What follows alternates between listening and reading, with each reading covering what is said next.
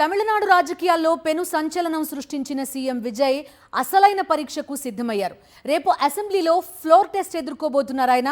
ప్రభుత్వ ఏర్పాటు సమయంలో మెజారిటీ మార్క్ చేరేందుకు కాస్త తడబడిన బల పరీక్ష నాటికి తన స్టామినా ఏంటో చూపించేశారు విజయ్.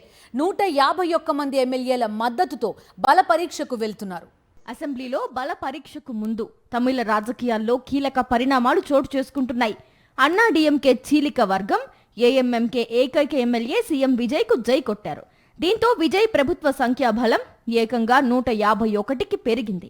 టీవీకే 107 మంది ఎమ్మెల్యేలతో పాటు కాంగ్రెస్ 5, వామపక్షాలు 4, వీసీకే 2, ఐయుఎంఎల్ నుంచి 2 ఎమ్మెల్యేలు విజయ్ కు సపోర్ట్ చేస్తున్నారు. ఇప్పుడు అన్నా డీఎంకే నుంచి 30 మంది ఎమ్మెల్యేలు ప్లస్ ఏఎంఎంకే ఒక్క సభ్యుడితో మద్దతిస్తున్న మొత్తం ఎమ్మెల్యేల సంఖ్య 151కి చేరింది. అసెంబ్లీలో బల పరీక్ష నెగ్గేందుకు కావలసిన మ్యాజిక్ మార్క్ 117. దీంతో భారీ మెజార్టీతో సీఎం విజయ్ ఫ్లోర్ టెస్ట్ లో సత్తా చాటడం ఖాయమైపోయింది. ప్రభుత్వానికి మద్దతిచ్చిన అన్నా డీఎంకే చీలిక వర్గంతో సీఎం విజయ్ భేటీ అయ్యారు.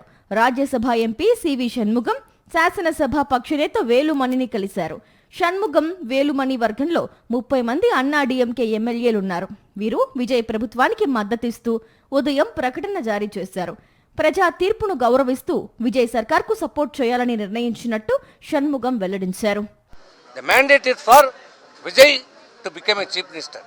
So we respect people mandate. We wholeheartedly congratulate.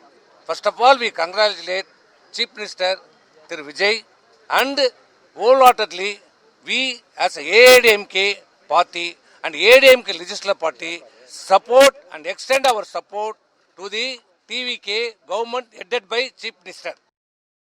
అసెంబ్లీలో బల పరీక్షకు ముందు టీవీకే ఎమ్మెల్యేలతో ప్రత్యేకంగా సమావేశమయ్యారు సీఎం విజయ్. రేపు సభలో అనుసరించాల్సిన విధానంపై సభ్యులకు సూచనలు చేశారు. మరోవైపు టీవీకే ఎమ్మెల్యే జేసీడీ ప్రభాకర్ శాసనసభ స్పీకర్గా ఏకగ్రీవంగా ఎన్నికయ్యారు. ఎమ్మెల్యేగా గెలిచిన తన డ్రైవర్ కుమారుడు శబరినాథన్ను అసెంబ్లీలో టీవీకే విప్ పదవిచ్చారు విజయ్.